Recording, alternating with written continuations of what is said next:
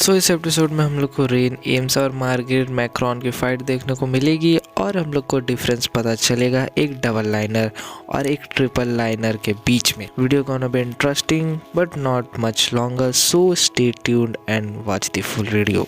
तो सबसे पहले हम लोग बात कर लेते हैं मार्श के बारे में एंड उसके घर में अभी क्या सीन चल रहा है। जैसे हम लोग को पता है कि मार्श के घर में अभी उसके दोस्त वो आया हुआ है, तो सब मिलके एक बोर्ड गेम खेलते हैं। जैसे हम लोग यहाँ पे लूडो खेलते हैं, वहीं वहाँ पे वो लोग कुछ अपने तरीके का गेम खेल रहे होते हैं जिसमें सब स्पिन कर रहे होते हैं। उसमें शायद 1 से लेकर 100 तक नंबर होंगे, क्योंकि जितने बार भी स्पिन कर रहे होते हैं वो लोग काफ़ी डबल डिजिट में बड़े बड़े नंबर आ रहे होते हैं। एंड इस गेम की खास बात ये है कि ये गेम इनके पर्सनल लाइफ के बारे में बहुत कुछ जानता है एंड ये लोग एकदम एक्यूरेट चीज़ बता रहे होते हैं। जैसे कि अगर मार्श की बात करें तो इसका दोनों में आता है कि इसके पास मैजिक नहीं है and you will be executed, जिसको देख के मार्श काफ़ी ज़्यादा डिप्रेस सा हो जाता है। वो बाहर भाग जाता है फ्रेश एयर के लिए, लेकिन हम लोग को पता चलता है कि उसके पास एक बड़ा सा क्रीम पफ था जिसको खाने के लिए वो एकांत में आया होता है। वही मार्श एक आवाज़ सुनता है एंड वो देखता है तो वहाँ पे कौन होता है, रेन और मार्गरेट लड़ रहा होता है। एंड रेन यहाँ पे क्यों आया हुआ है, तो यहाँ हम लोग देख सकते हैं कि मार्गरेट और रेन की फाइट हो रही थी। पहले तो मार्गरेट और रेन बराबर की टक्कर में होते हैं। ऑल्दो रेन एक डिवाइन विजनरी है, लेकिन मार्गरेट यहाँ पे हम लोग को बताता है कि ज़रूरी नहीं सबको जिसके पास पावर है वो डिवाइन विजनरी बनना खोजता हो।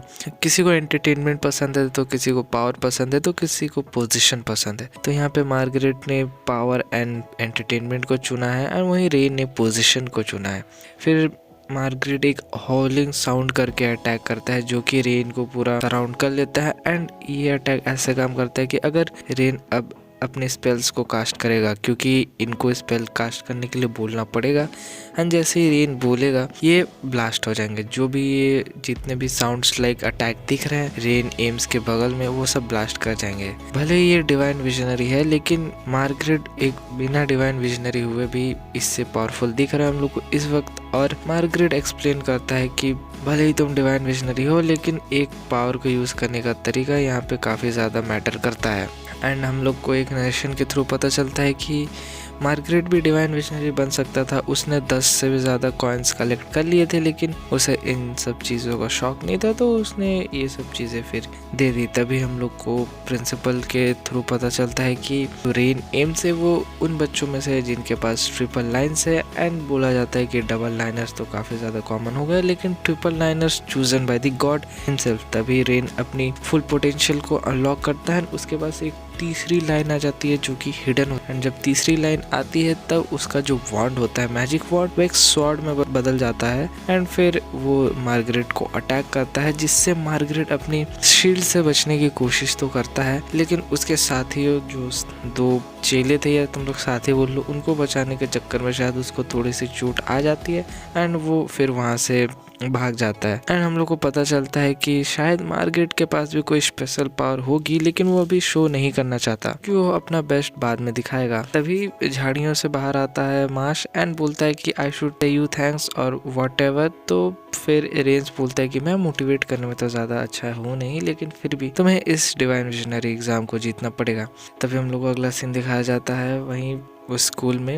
एंड हम लोग देख सकते हैं कि मार्श अपने जितने भी मैजिक कॉइन्स थे सबको अपने तीनों दोस्तों में बांट रहा होता है। सबके पास 3-3 कॉइन आती है। सभी अगले दिन के लिए काफ़ी ज़्यादा एक्साइटेड होते हैं, क्योंकि अगले दिन है selection exam arc and selection exam start होने वाली है अगले दिन। और सिलेक्शन एग्ज़ाम स्टार्ट होती है, सभी बहुत ज़्यादा एक्साइटेड होते हैं, सभी आते हैं। एंड पहले इसकी क्राइटेरिया थी कि 5 गोल्डन कॉइन्स होने चाहिए तुम लोग के पास, तभी तुम लोग इस एग्ज़ाम में एंटर हो सकते हो। लेकिन इनोसेंट ज़ीरो के अटैक के बाद क्राइटेरिया को 3 कॉइन्स कर दिए गए हैं, तो अब इन सभी के पास 3-3 कॉइन्स है, तो सब आ चुके हैं। यहाँ पे हम लोग देख सकते हैं कि इस बार मार्गरेट भी पार्टिसिपेट कर रहा है सिलेक्शन एग्ज़ाम में, तो मार्श के लिए थोड़ी सी दिक्कत होने वाली है। एंड फ्यूचर में हम लोग को मार्श और मार्गरेट की फाइट तो देखने को मिलेगी। ये विधि का विधान है और इसे कोई चेंज नहीं कर सकता। तभी मार्श आ रहा होता है सिलेक्शन एग्ज़ाम की ओर, तभी उसे एक डिवाइन विजनरी मिलता है, वो सैंड पावर्स वाला। एंड उसे बोलता है कि जब तक मैं हूँ तुम्हें चैन से जीने तो नहीं दूंगा। तभी मार्श अपने मसल से बात करता है एंड फिर बोलता है I will give my all that I have, and वहाँ से निकल जाता है। मार्श को देख के सभी अब उसे डिमोटिवेट एंड